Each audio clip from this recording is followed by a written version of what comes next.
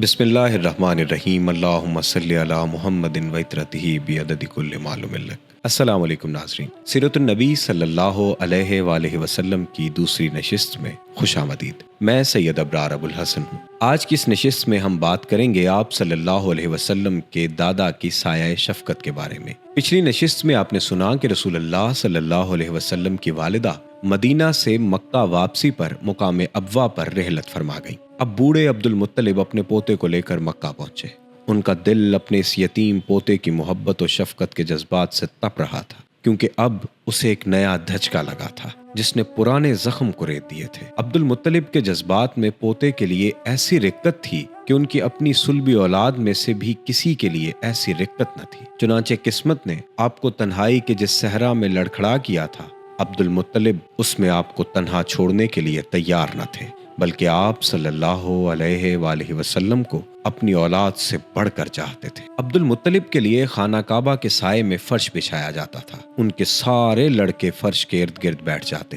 عبد المطلب تشریف لاتے تو فرش پر بیٹھتے۔ ان کی عظمت کے پیش نظر کوئی لڑکا فرش پر نہ بیٹھتا، لیکن رسول اللہ صلی اللہ علیہ وآلہ وسلم تشریف لاتے تو وہ فرش پر ہی بیٹھ جاتے۔ ابھی آپ کم عمر بچے تھے۔ آپ صلی اللہ علیہ وسلم کے چچا حضرات آپ صلی اللہ علیہ وسلم کو پکڑ کر اتار دیتے، لیکن جب عبد المطلب انہیں ایسا کرتے دیکھتے تو فرماتے، میرے اس بیٹے کو چھوڑ دو، باخدا اس کی شان نرالی ہے۔ پھر انہیں اپنے ساتھ اپنے فرش پر بٹھا لیتے، اپنے ہاتھ سے پیٹھ سہلاتے اور ان کی نقل و حرکت دیکھ کر خوش ہوتے۔ آپ کی عمر ابھی 8 سال 2 مہینے 10 دن کی ہوئی تھی کہ دادا عبد المطلب کا سایہ شفقت بھی اٹھ گیا۔ انا للہ و انا الیہ راجعون۔ ان کا انتقال مکہ میں ہوا اور وفات سے پہلے آپ صلی اللہ علیہ وآلہ وسلم کے چچا ابو طالب کو، جو آپ کے والد عبداللہ کے سگے بھائی تھے، آپ کی کفالت کی وصیت کر گئے تھے۔ ابو طالب نے اپنے بھتیجے کا حق کفالت بڑی خوبی سے ادا کیا،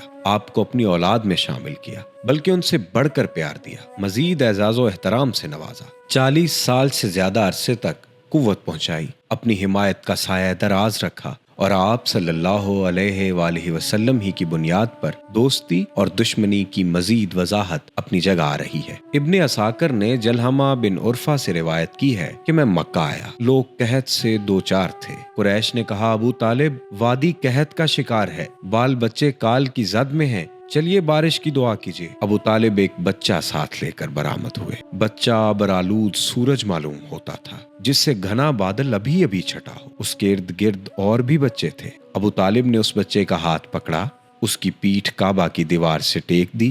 بچے نے ایک انگلی پکڑ رکھی تھی۔ اس وقت آسمان پر بادل کا ایک ٹکڑا نہ تھا، لیکن دیکھتے ہی دیکھتے ادھر ادھر سے بادل کی آمد شروع ہو گئی اور ایسی دھواں دار بارش ہوئی کہ وادی میں سیلاب آ گیا، شہر و بیاباں شاداب ہو گئے۔ بعد میں ابو طالب نے اس واقعے کی طرف اشارہ کرتے ہوئے محمد صلی اللہ علیہ وسلم کی مدح میں کہا، وہ خوبصورت ہیں، ان کے چہرے سے بارش کا فیضان طلب کیا جاتا ہے، یتیموں کے ماوا اور بیواؤں کے محافظ ہیں۔ بعض روایات کے مطابق آپ کی عمر 12 برس اور ایک تفصیلی قول کے مطابق 12 برس 2 مہینے 10 دن کی ہو گئی تو ابو طالب آپ صلی اللہ علیہ وسلم کو ساتھ لے کر تجارت کے لیے ملک شام کے سفر پر نکلے اور بصرہ پہنچے۔ بصرہ شام کا ایک مقام اور حوران کا مرکزی شہر ہے۔ اس وقت یہ جزیرۃ العرب کے رومی مقبوضات کا دارالحکومت تھا۔ اس شہر میں ہرجیس نامی ایک راہب رہتا تھا جو بحیرہ کے لقب سے معروف تھا۔ جب قافلے نے وہاں پڑاؤ ڈالا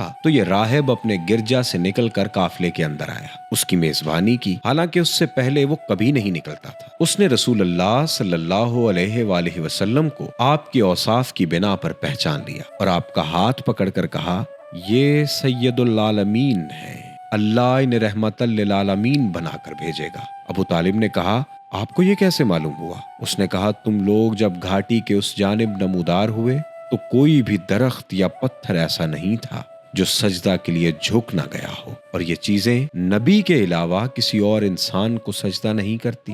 پھر میں انہیں مہر نبوت سے پہچانتا ہوں، جو کندھے کے نیچے نرم ہڈی کے پاس سیب کی طرح ہے، اور ہم انہیں اپنی کتابوں میں پاتے ہیں۔ اس کے بعد بحیرہ راہب نے ابو طالب سے کہا، انہیں واپس کر دو، ملک شام نہ لے جاؤ، کیونکہ یہود سے خطرہ ہے۔ اس پر ابو طالب نے بعض غلاموں کی میت میں آپ صلی اللہ علیہ وسلم کو واپس بھیج دیا۔ آپ کی عمر 15 برس کی ہوئی تو جنگ فجار پیش آئی۔ اس جنگ میں ایک طرف قریش اور ان کے ساتھ بنو کنانہ تھے اور دوسری طرف قیس اعلان تھے۔ قریش اور کنانہ کا کمانڈر حرب بن امیہ تھا، کیونکہ وہ اپنے صنف و شرف کی وجہ سے قریش و کنانہ کے نزدیک بڑا مرتبہ رکھتا تھا۔ پہلے پہر کنانہ پر قیس کا پلہ بھاری تھا، لیکن دوپہر ہوتے ہوتے قیس پر کنانہ کا پلہ بھاری ہو گیا۔ اسے حرب فجار اس لیے کہتے ہیں کہ اس میں حرم اور حرام مہینے دونوں کی حرمت چاک کی گئی۔ اس جنگ میں رسول اللہ صلی اللہ علیہ وسلم بھی تشریف لے جاتے تھے۔ اس جنگ کے بعد ایک حرمت والے مہینے ذی القعدہ میں حلف الفضول پیش آئی۔ چند قبائل قریش یعنی بنی ہاشم،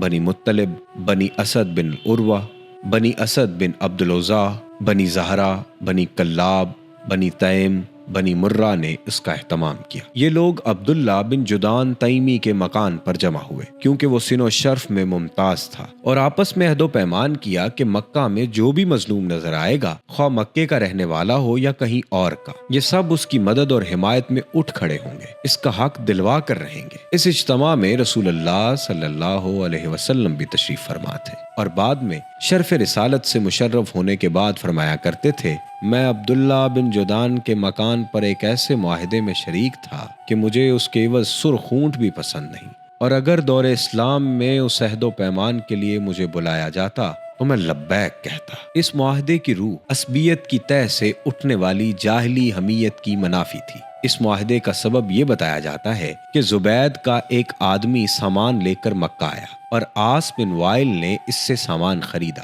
لیکن اس کا حق روک لیا۔ اس نے حلیف قبائل عبد الدار، مخزوم، جمع، سہم اور عدی سے مدد کی درخواست کی، لیکن کسی نے توجہ نہ دی۔ اس کے بعد اس نے جبل ابو قیس پر چڑھ کر بلند آواز سے چند اشعار پڑھے، جن میں اپنی داستان مظلومیت بیان کی تھی۔ اس پر زبیر بن عبد المطلب نے دوڑ دھوپ کی اور کہا، یہ شخص بے یار و مددگار کیوں ہے؟ ان کی اسی کوشش سے تمام قبائل جمع ہو گئے۔ پہلے معاہدہ طے کیا، پھر عاص بن وائل سے زبیدی کا حق دلایا۔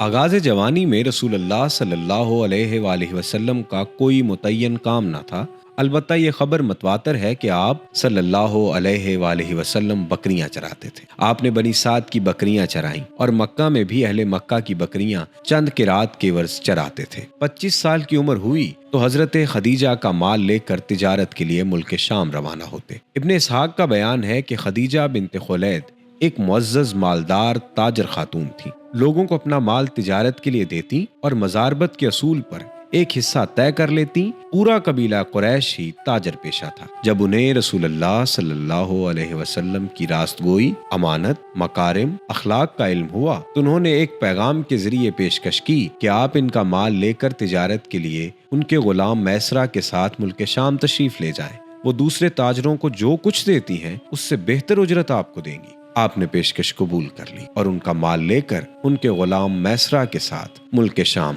روانہ ہو گئے۔ ناظرین، آج کی یہ نشست اتنی ہی۔ اگلی نشست میں آپ سنیں گے حضرت خدیجہ سے آپ صلی اللہ علیہ وسلم کی شادی۔ تب تک کے لیے اپنے میزبان سید ابرار ابو الحسن کو اجازت دیجیے۔ اللہ حافظ و ناصر۔